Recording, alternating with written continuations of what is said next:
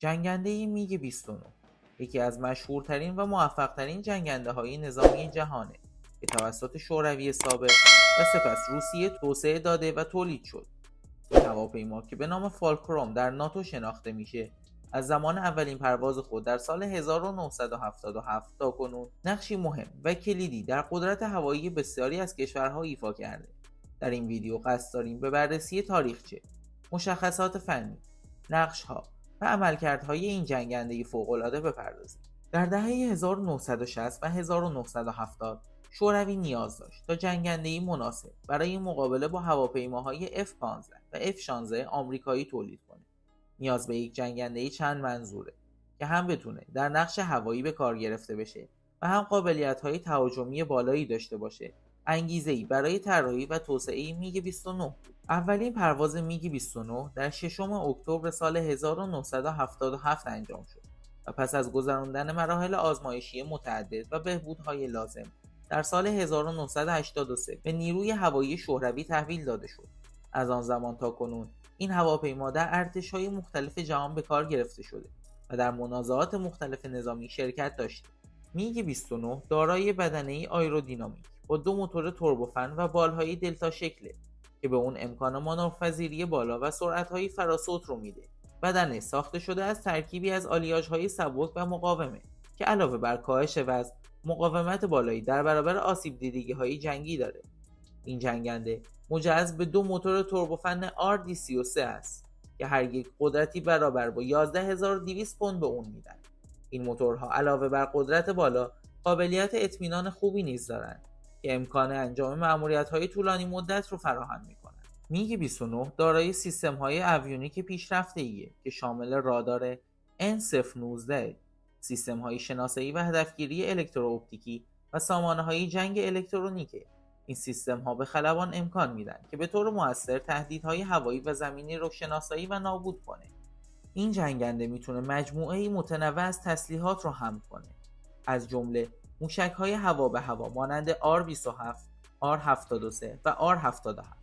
همچنین موشک‌های هوا به زمینی مانند KH-29 و KH-31، بمب‌های هدایت شونده و غیر هدایت شونده که برای حملات زمینی استفاده میشن.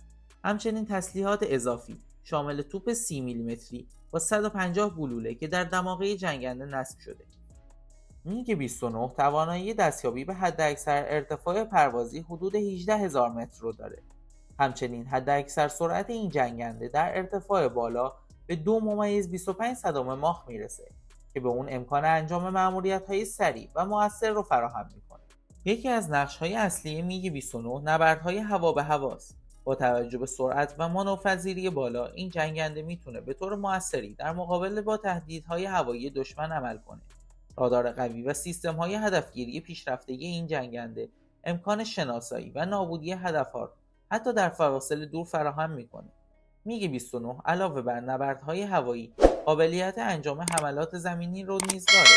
با استفاده از موشک‌ها و بمب‌های هوا به زمین، این جنگنده میتونه به طور مؤثری اهداف زمینی رو مورد حمله قرار بده، از پناهگاه‌های دشمن گرفته تا زیرساخت‌های حیاتی.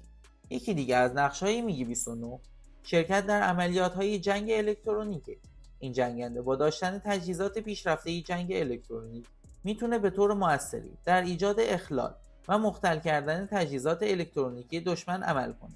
این قابلیت‌ها شامل اختلال در سیستم‌های راداری، ارتباطی و هدایت موشک‌های دشمنه. میگ 29 در جنگ خلیج فارس توسط نیروی هوایی عراق به کار گرفته شد.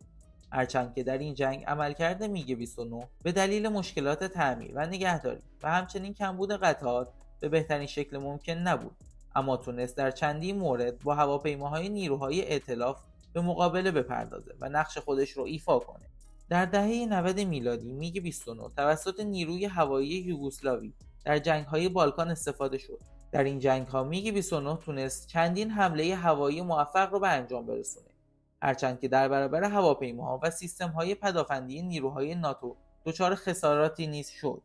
میگ 29 در جنگ‌های داخلی سوریه توسط نیروی هوایی این کشور استفاده شد. در این جنگ میگ 29 نقش‌های مختلفی از جمله بمباران مواضع دشمن و مأموریت‌های شناسایی رو ایفا کرد. با وجود تولید نسخه‌های پیشرفته‌تر مانند میگ 35، هنوز هم میگ 29 در حال به‌روزرسانی و ارتقائه. این ارتقاها شامل بهبود سیستم‌های اویونیک، افزودن تسلیحات جدید و افزایش کارایی موتورها و سیستم‌های راداریه. میگ 29 هنوز هم در بسیاری از نیروهای هوایی کشورهای جهان از جمله کشورهای آسیایی، آفریقایی و آمریکای لاتین در حال خدمته. این جنگنده به عنوان یک ابزار مؤثر و اقتصادی برای کسب برتری هوایی مورد استفاده قرار میگیره. با گذشت زمان میگ 29 نیز به تدریج جای خودش رو به جنگنده‌های نسل جدیدتر خواهد داد، اما به دلیل کارایی بالا و هزینه‌های نگهداری قابل قبول انتظار میره که این جنگنده به صورت گسترده‌تر در پایگاه‌های هوایی سراسر جهان حضور داشته باشه. جنگنده میگ 29 یکی از موفق‌ترین و مؤثرترین جنگنده‌های تاریخ نظامی که با طراحی و امکانات پیشرفته خود تونسته در بسیاری از نبردها نقش کلیدی ایفا کنه. این هواپیما با گذراندن دوره‌های مختلف به‌روزرسانی و ارتقا همچنان در بسیاری از نیروهای هوایی جهان به کار گرفته میشه و به عنوان یک نماد از قدرت هوایی شوروی سابق و روسیه امروز محسوب میشه. در این ویدیو ما سعی کردیم تا به بینندگان نمایی کامل و جامع از میگ 29 ارائه بدیم، از تاریخچه و توسعه تا نقش‌ها و عملکردهای مختلف اون در نبردها و آینده‌ای که پیش رو داره. امیدواریم که شما با مشاهده این ویدیو به درک عمیق‌تری از این جنگنده برجسته و تأثیرات اون در دنیای نظامی دست پیدا کرده باشید. ممنونیم که تا اینجای این ویدیو همراه ما بودید. اگر به دانستنی‌ها و تاریخ نظامی علاقه‌مند هستید، حتما کانال ما رو سابسکرایب کنید و نظرات خودتون رو با ما به اشتراک بذارید. تا دیداری دیگر، بدرود.